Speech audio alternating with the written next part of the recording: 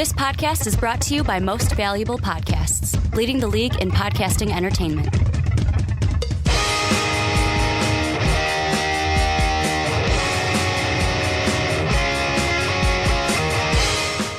What's up, everybody? Ricky Widmer here, along with the one, the only, Brandon Swanson. Hey. And we are here not for the Primetime Podcast. We did that earlier this week. This is now Tuesday that this is coming out. We're here for the Onside Kick, and you might be asking yourself, Ricky, where is Mark Weber? The Mark Weber, where is my dub them E's for this week?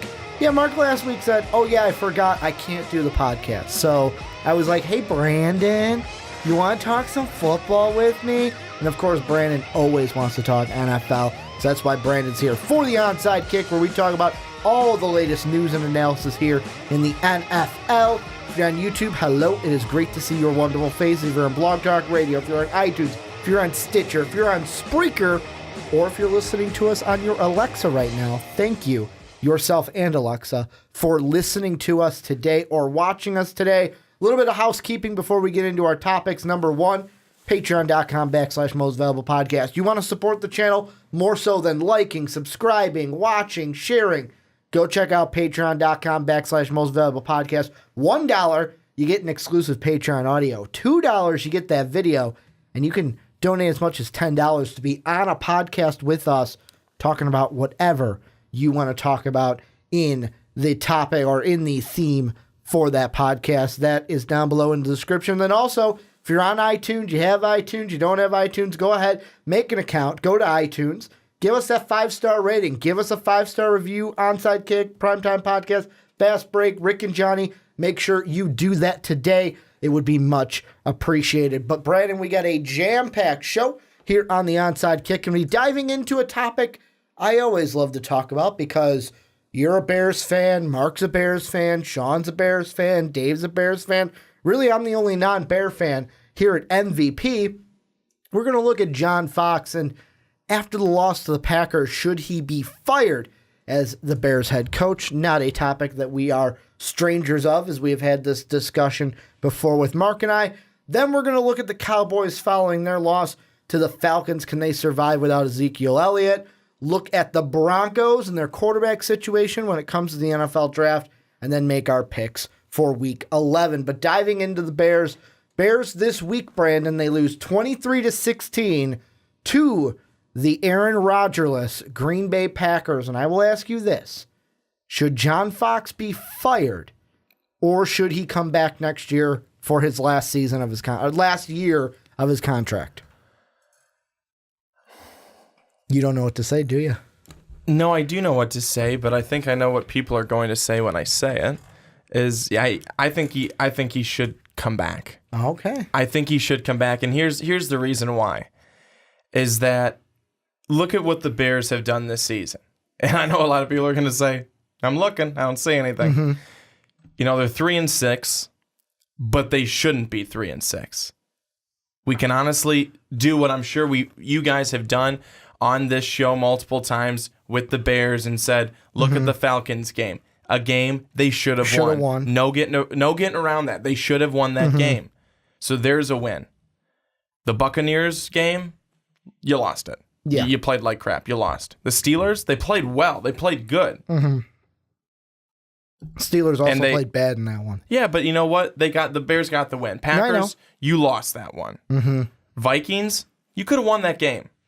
I know the Vikings, they're your team, but the Bears could have won that game. The thing that lost the Bears that was if Trubisky was not starting his first NFL game there, could have won it. But he made a rookie mistake. That's why you lose. Ravens, you win that one. Mm-hmm. Panthers, you win that one. You have no offense, and you win that one based on a very, very good defense that you have this year. So you win that one. Game on the road with the Saints, you should have won that game. Mm-hmm. That play with Zach Miller, that should have been a touchdown. That should have been a touchdown. I'm not saying that But he didn't complete the process of the catch. Oh, I wonder why his leg was broken. I understand that one play doesn't do it. I get that, but that's 6 and then hopefully 7 points right there. You're right there in that game against the Saints. In this game against the Packers this past weekend, a game you should have won. There's no Aaron Rodgers. There's no excuse why you shouldn't win that game, especially with the defense that you had. And finally, we saw the playbook open up for Mitch Trubisky, which was great to see. But then, of course, you can't win the game. So I don't look at this and go, oh gosh, the Bears have lost every single game, by so many points. And people will say that John Fox should not have challenged that play yesterday. That challenge ended up hurting him. The challenge did end up hurting him. But, you don't think that that's going to be the case. You challenge thinking you're going to win. I just don't see a clear-cut, full-out reason to fire him right now at this point. I just don't. And maybe it's because I've started to get so lackluster with this team because that's what they've been, so lackluster. And then people would say, well, if you're saying that they're lackluster, maybe they need something to change. But maybe that's not the coach. Maybe that's the players that you have on the field. This defense has looked like one of the better defenses we've seen under John Fox, if not the best year of defense under John Fox. The offense has 2 players on it. It has Mitch Trubisky, who's hopefully the future, and it has Jordan Howard. Those are the 2 guys I see as being really good staples for this Bears offense. After that, you need pieces around you. We've talked about this with the Browns. You can't just have a rookie quarterback there and expect him to be good with nothing. You need pieces around you. The Bears need to be able to do that. They need to do it through free agency. They need to do it through the draft. They need to get pieces around them. I don't necessarily think that getting rid of John Fox right now is going to be the answer. I just don't see it. I think it's changing what's going on the field in terms of the players you have. And the thing that's most interesting about this is the Bears don't have a situation where, and before I get into my part, you are also in agreement with, I believe it was a week ago, Sylvie from the Waddle and Sylvie show. He was on the same thing. Doesn't understand why people have Fox fatigue. Don't understand why people want him fired.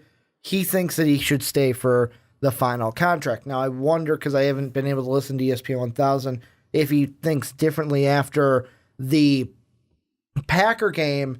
But the thing that I think of, and I am in the camp of get rid of John Fox. Get rid of him. Because there's part of me that feels like, one, how many times can you give a coach excuses? For 2015, people are going to say, well, if Jay Cutler wasn't injured as much as he was that year, would have been a good year, and we still were 6-10. But if he didn't have Jay injuries, then we would have been better. All right.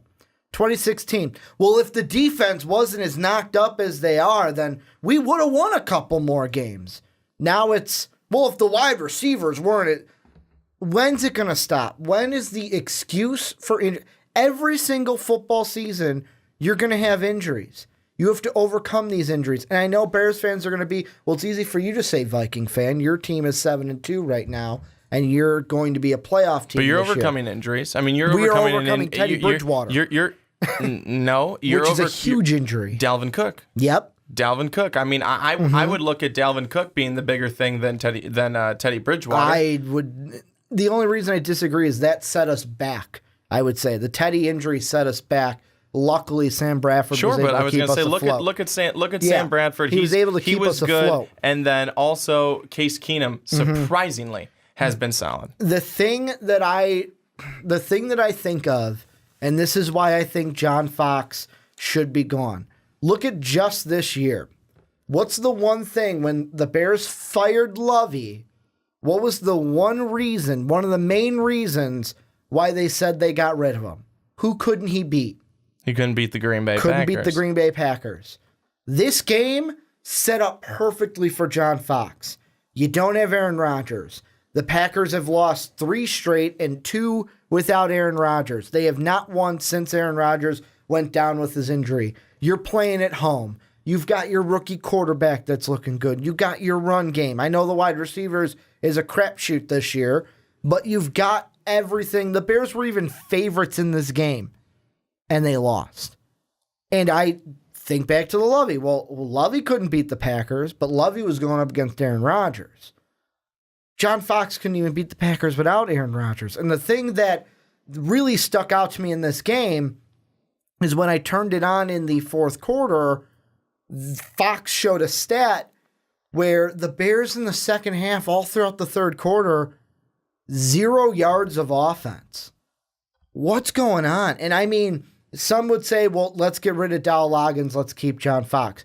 I'd be all for that. Like, get rid of... I don't think Dowell Loggins should be your offensive coordinator. He's only there because Adam Gase was like, bye, guys, I'm going to Miami. Otherwise, Adam Gase would still be your offensive coordinator. The reason why I think the Bears should move on from John Fox is because Pace and him came in together in 2015.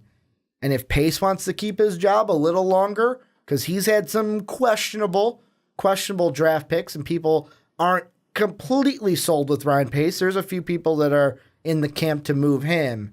If you're Ryan Pace, move John Fox, get a new guy in before it becomes both of you are gone. Well, let me ask the question, who's the new guy? I mean, who's out there that you're going to go and you're going to look at and you're going to say, wow, this guy is so much better, and or who could potentially be out there that you're looking at and going, this guy's going to be so much better than John Fox. John Fox seems like, to me, one of the first guys that the Bears actually, and I don't want to say make a splash or made a splash, but he was one of the first guys that I looked at and I go, man, if we could have John Fox, the stuff that he was able to do in Carolina when he was there, the stuff that he was able to do in Denver when he was there, I really felt that if we could get him, he could help to turn this Bears team certainly in the right direction. Not go and win a Super Bowl right away. That would be crazy, and the team we have right now is nowhere near a Super Bowl. But to turn them around, move in a different direction than where we were headed, which was in a kind of, again, lackluster,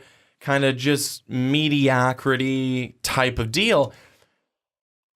And I think he's trying to get there. But at the same time, there are things and obstacles to overcome. When you had all those injuries, we had some solid. I'm not trying to say the excuse here, because yes, you do have to overcome, and it's a next man up type of deal. But there were a tremendous amount of injuries on the Bears defense last season. But we're seeing how good this defense is this year. We've seen a number of games and how well they've played. The New Orleans Saints scored over 40 points against Buffalo this past weekend. The Bears held the Saints to 20 points. This is a very, very good New Orleans Saints team. You held them to 20 points. You're only able to score 12, but you could have scored more. There's so many good things about this Bears team, but there's still so many question marks, so many pieces that you need to be able to be good. And I feel like John Fox is the right guy right now to do that. So I'll go back to my question. If you're going to get rid of him, who are you bringing in that's going to be exponentially better? Because that's what Bears fans want. They want to change, but at the same time, they want someone who's going to come in and be exponentially better than what we have right now. So who would that be? I've got 3 names for you. All right. And these 3 names, these are guys who are coordinators right now. Well, I got 3, kind of a 4th that's a little bit different than the other 3. These 3 all have one thing in common. They all specify in the one thing that the Bears have been known for when they were great, and that is defense. The first guy I would go after, thought he should have been a head coach last year, Matt Patricia, defensive coordinator for the Patriots. Some people might say, Ricky, Patriots defense isn't that good this year. Not because of Matt Patricia. And the one thing I like about Patricia has been in that Bill Belichick mold, can hopefully bring some of that culture over and start a culture with the Bears, because like that's something... the Nick Saban, Kirby Smart. Exactly. Another one, Terrell Austin. He should have had a job last year. He's a guy that's doing good things in Detroit. Remember that Detroit defense that we used to say was like Swiss cheese? Yeah. Now they're putting Darius Slay Jr. on everybody, on every number 1 wide receiver. He's a guy I would go after. Also had success under John Harbaugh in Baltimore. And then I'd also look at Mike Vrabel, who's in Houston, because I like what he's doing down there with that Houston defense. The guy that's on the outside that I think will get a job, however, I'm kind of iffy about if I would go after him. Offensive side of the ball, something that the Bears are struggling with, Bob Cooter from the Detroit Lions. However, he's on the outside because I think the Bears, yes, right now your offense is struggling, but I think what they should do, get rid of Fox, get rid of Dow Loggins, keep Vic Fangio, bring in a defensive coach, and find a better offensive coordinator. If you're going to keep John Fox, that's fine too, but you got it. I think Dow Loggins is for sure. You got to go. We need a new offensive coordinator at the least. Now, my question to you is, if you think and you believe that Vic Fangio is doing a good job right now with the defense, why do you think that you would need to bring in another defensive-minded head coach when really, truly, what the Bears need right now, defense right now is not the area of concern or of most concern, not in my opinion. The area of most concern is offensively because we don't have the pieces. We just don't have the pieces. I mean, we don't even have one big name that you could say at receiver. I can't name outside of maybe two Bears wide receivers right now. Well, yeah, because the big name that you had has been injured since he was drafted in Kevin White, and Alshon Jeffrey got signed by the Eagles. I'm not saying that you have to go defense for a head coach. That's just where I would lean, because if I'm the Bears, I know, you know your identity. You know your identity. When the Bears were in the Super Bowl back in 2007, and when they were in the Super Bowl in the 85 season, everyone was talking about those defenses. Bear teams, maybe it's just the kind of the attitude of the city as well. It's kind of like, I think back to listening to Colin Cowherd this week. Teams take on the personality of their culture. The Lakers, whenever they've had a great team, showtime, nice and flashy. The Patriots, the Celtics, hardworking teams, do the right thing, don't go out and drink too late at night, just do your job, win games. That's what the Patriots have done. With the Bears, with Chicago, hardworking folks, want to put in the work, that little bit of grime, that grit, that's what those defenses have been on successful Bear teams. That's why I would lean defensive coordinator, but even a guy I'll throw out for the offense, and he's a guy that I know I'd be shaky on. I know Mark has made mention to him last year. Josh McDaniels, I know he wasn't the best with the Broncos, but he's a guy that might deserve a second chance and another crack at the head coach. I don't think Josh McDaniels wants to go for a second chance. That's another thing. Do they want to? He's become so successful again back with the New England Patriots. I think it's one of those things where he tried the whole head coaching thing. It's like, maybe I'm not the best at this head coaching thing, but I'm damn good at being a coordinator. I think that that's where Josh McDaniels is going to end up being and staying, probably for the rest of his time in the NFL. I guess I look at it and I think Fox has one more year on his contract. At this point, see what else we can do this year. So we've got the Bears, they've got the Lions twice, they've got the Eagles, they've got the Vikings again, the 49ers, Bengals, and Browns left on the schedule. Maybe they win one of those games against the Lions. Maybe. They lose to the Eagles. Maybe they could beat the 49ers. 49ers, much better team than their contract, than their record shows. And we don't even know if Jimmy will be starting that game or if Jimmy's going to start at all this season. Exactly. Well, I think they're saying that he's going to start in week 12. Okay. Or by week 12. I think that's what Jay Glazer was reporting this past weekend. The Eagles, you lose. The 49ers, again, like I said, you've got an opportunity there. Bengals, I think you could beat the Bengals. They're not that strong. Browns, you could beat the Browns. So the Bears could potentially win 4 more games. It'd be 7. That'd be the most that they've won under John Fox. You've got 1 more year then on your contract. 1 more year. 1 more opportunity to try and turn this thing around, get this team moving in the right direction. And then if that next year doesn't work, if it just doesn't happen, then you part ways, you don't renew the contract, and you go and you find somebody else. I want to ask you this because you're the Bears fan. I'm obviously not the Bears fan. You just said, okay, 4 wins in the last. You could see 4 wins. That'll bring you to 7. As a Bears fan, I know that players are going to go out there, coaches are going to go out there, try to win every game. But right now, as a Bears fan, you're probably at a crossroads, and you could be one watching at a crossroads. You want to cheer for your team to win, but at the same time, you're sitting there going, if we're 7-9, we're middle of the pack. What kind of a draft pick would we have? Who would be there middle of the pack if we just lose? I mean, we got the Browns coming up.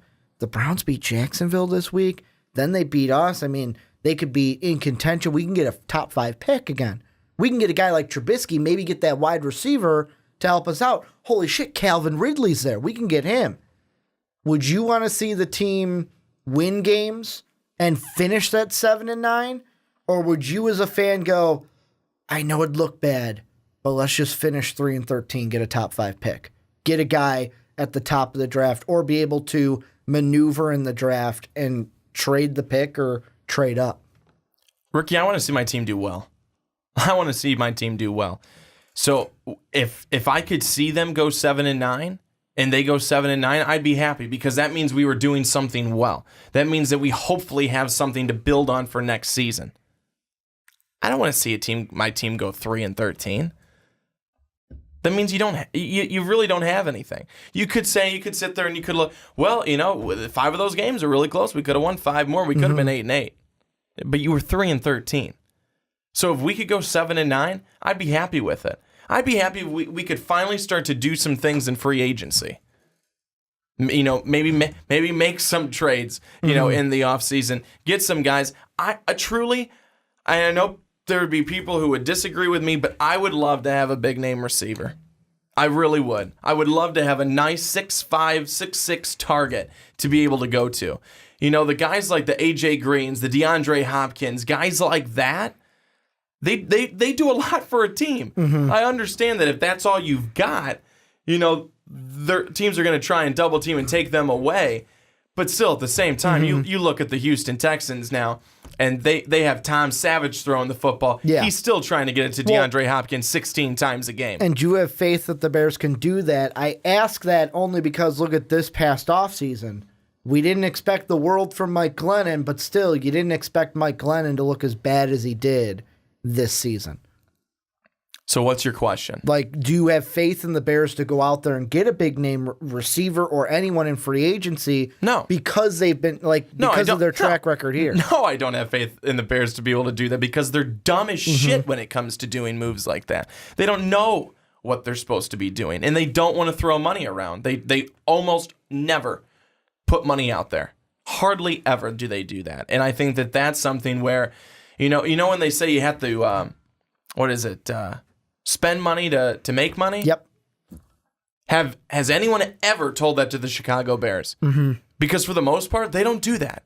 They don't do that. They're not willing to try and make that splash in free agency. Hardly ever are they willing to do that. I was so excited when, gosh, how many years ago was it now, that they got Brandon Marshall. Mm-hmm. They got Brandon Marshall to come over. They drafted Alshon. You had Brandon Marshall, you had Alshon Jeffrey, you had Jay Cutler, and I know there's so many people out there that you loved him or you hated him so much. But that team should have been better. Mm-hmm. Not based on what they actually went out there and did on the field, but based when you have this 6'4" guy, this 6'5" guy, and this quarterback who's competent enough to play quarterback in the NFL, play for a team, and get at least 8 or 9 wins a season. In my mind, you should have been so much better. And the fact that they weren't, that's bad. That's bad. To have Jeffrey now, to have Marshall now, maybe not Marshall now, he's a little older, but when he was at that point, and Jeffrey at that point, primes, the Bears really threw away some opportunities at that point. So, yes, I would love to be able to see that, especially when you have a running back like Jordan Howard, who's a great running back, but he has been stymied this season because they haven't been throwing the football. They haven't been throwing the football effectively. And I also am very disappointed with the way that they have shouldn't say very disappointed. I guess I get it to a point, but I'm disappointed in the sense that they have not used Mitchell Trubisky in the way that I think they should have. The fact that they have not, and really until this weekend, let him air the football out a little bit. You're not going to win when you go dump off underneath all the time. You're not going to do that. You barely win in the college game with that. Well, and that's why the final point I'll make before I get your final thought is I think that Ryan Pace will be forced to make a move this offseason, basically getting rid of Fox, because I think what it'll be is I don't see the Bears going 7-9, although they do have winnable games on the schedule. I think it'll come down to a situation where Ryan Pace will sit there and go, I either get rid of you now to save my own rear end, or I try to ride this out in your fourth year, and then eventually the Bears go, well, fuck it, you're both gone, because I can't put up with this anymore. That's why I think John Fox will be moved, and that's why I think that Ryan Pace will be forced to make it, because when you look at John Fox and his career, yeah, he did some good things with the Panthers, but those were only 3 years. The rest of them were either 7-9 or 8-8, and the only reason he did really well with Denver is because John Elway put a great team together for his first year. Then his last 3 years, he was with Peyton Manning. Peyton Manning carried him in Denver. So that, to me, is why I look at his Denver days and I go, how would you be without Peyton Manning? Your final thoughts on it? Well, my final thought is this: is that I don't know if you know the Bears brass all too well, then, because quite honestly, they're not quick at making moves. Ownership, not quick at making moves. I don't think that for 1 second right now Ryan Pace's job is in any trouble. I really don't. I don't think he's in any trouble at all, so I don't think he'd be worried about having to make the Fox move because he's worried about himself. I don't think he should be worried about himself. I really don't. I really don't. I mean, the ownership in Chicago, it seems like for Chicago sports in general, they have a loyalty to a fault, and they will stick with you for a long time, well overdue for many guys, until they end up actually having to make a move. So I don't think that anything's going to happen after this season. I think Fox is going to go into next year as the Chicago Bears head coach. I think Ryan Pace is going to continue to be the general manager. I think we will see a new offensive coordinator. Vic Fangio will still be the defensive coordinator. And the Bears are going to have to make some moves, though. Whether it's in the draft or free agency, they've got to do it. Otherwise, we're going to continue to see seasons that end with the last number of 13. Well, and this is where you guys come in. Let us know what you guys think down below. Should John Fox be fired? Should he come back for his final season? And how do you think all of this is going to play out? Let us know what you guys think down below in the comment section.